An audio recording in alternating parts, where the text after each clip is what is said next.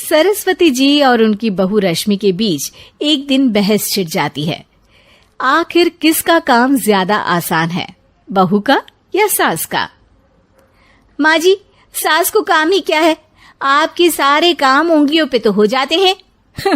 कुछ भी। हाँ, हिसाब तो उंगलियों पे ही हो जाता है ना। अरे बेटा, ऐसा सिर्फ अभी लगता है। जो मुझे करना पड़ता है ना, वो तुझे करना पड़े तो समझ आएगा कि असली काम का पहाड़ कैसा होता है। ठेले बराबर वजन भी नहीं है आपके काम में, और बात पहाड़ों के वजन की कर रही हैं आप। तू ऐसा करती ही क्या है घर में बेटा, ये तो बता मुझे। मैं थोड़ी ना कुछ करती हूँ, सब जादू से हो रहा है इस घर में। अरे एक दिन मेरा काम करोगी तो समझ आएगा। Okay okay, shut up. कल से मैं घर के काम करूंगी और तू मेरी जगह हर चीज का हिसाब रखना, ठीक है? ठीक है, ये भी कर लेते हैं। ये सास बहू की डील के बारे में रश्मि के पति अमन को नहीं पता था और ना ही अमन के पिताजी सुरेश जी को। पर गेहूं के साथ साथ जैसे घुन भी पिस जाता है, ये दोनों भी पीसने वाले थे। सुबह अमन उठकर रेडी होता है ऑफिस जाने के लिए, तो पता है उसके कपड़े नहीं निकले हुए हैं। अरे रश्मि, तुमने मेरे कपड़े नहीं निकाले? अपनी माँ से पूछो ना, उन्हीं का काम है ये। अमन अपनी माँ के पास जाता है। अब मेरे कपड़े आज आप देने वाले हो क्या माँ? हाँ, देना तो मुझे ही चाहिए, पर तेरी बहू ने कपड़े धोने ही नहीं डाले, तो कोई भी धुला हुआ कपड़ा नहीं है बेटा। हैं? ऐसा क्यों? कपड़े तो धोने आप ही देते हो ना माँ? अरे बहू ने तुझे बताया नहीं, अब हम अदल बदल गए हैं। मैं अब बहू और तेरी बीवी सास।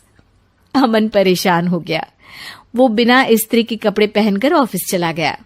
सरस्वती जी अपने घुटने के दर्द के कारण झुककर घर साफ नहीं कर पा रही थी और ना ही खाना बनाना याद रख पाई। उधर रश्मि पहले ही दिन घर की चाबी घुमा चुकी थी और 300 रुपए का हिसाब अलग नहीं मिल रहा था।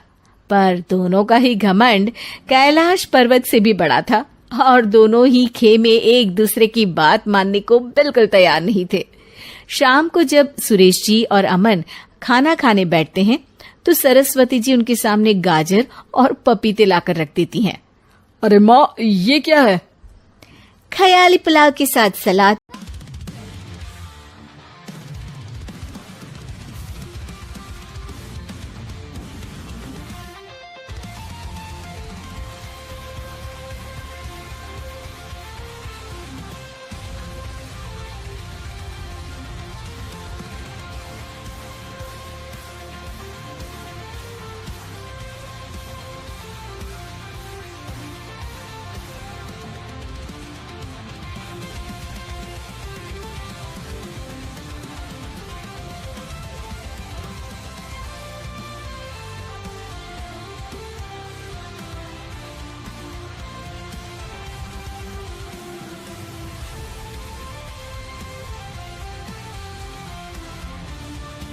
माँ जी खाना बनाना भूल गई लगता है।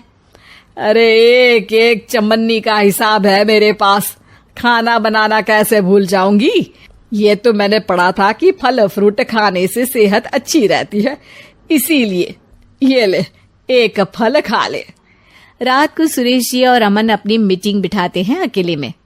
बाबूजी, इनकी लड़ाई के कारण ना हमें ठीक से खाना मिल रहा है, उल्टा घर के सारे काम रुक गए हैं। हाँ बेटा, 2 भैंसों की लड़ाई में बेचारे खेत के पौधों का भी नुकसान हो रहा है। पर पापा, क्या बताऊं आपको, मैंने माँ को इस महीने की 2 तारीख को बिजली के बिल के पैसे दिए थे। आज बिल भरने के लिए मांगने गया तो पता चला कि रश्मि उन पैसों से गैस सिलेंडर ले आई। अच्छा, तो सिलेंडर के पैसों का क्या हुआ? अब सिलेंडर के तो कोई पैसे नहीं थे बाबूजी, हमारे घर पर गैस की पाइपलाइन लगी है ना।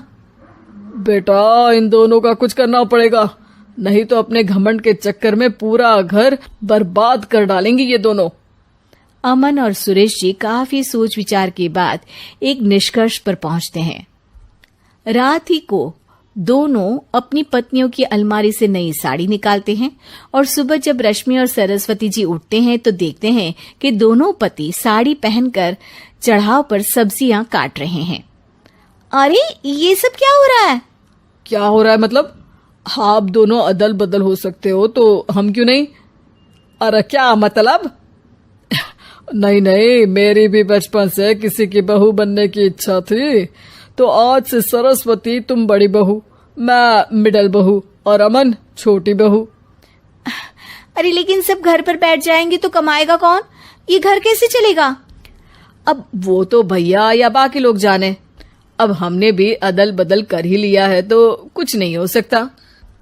रश्मि और सरस्वती जी को समझ में आ जाता है कि उन दोनों की आपस की डील की वजह से इन दोनों को बहुत तकलीफ हो रही है और उनके ईगो ने दूसरों को कितनी यातनाएं दी है। अब असल में माँ जी आप सही थी, सास बनना बहुत मुश्किल है। अरे हाँ बेटा, और तू भी, मुझसे तो नहीं हो पाया सब घर के काम, वापस बदल ले क्या? हाँ हाँ बिल्कुल माँ जी, और अब आप दोनों भी बदल लीजिए, कोई आ गया तो आप दोनों को देखकर क्या सोचेगा? अच्छा है, आप दोनों के समझ में ये बात तो आई, मैं फटाक से कपड़े बदल लेता हूँ।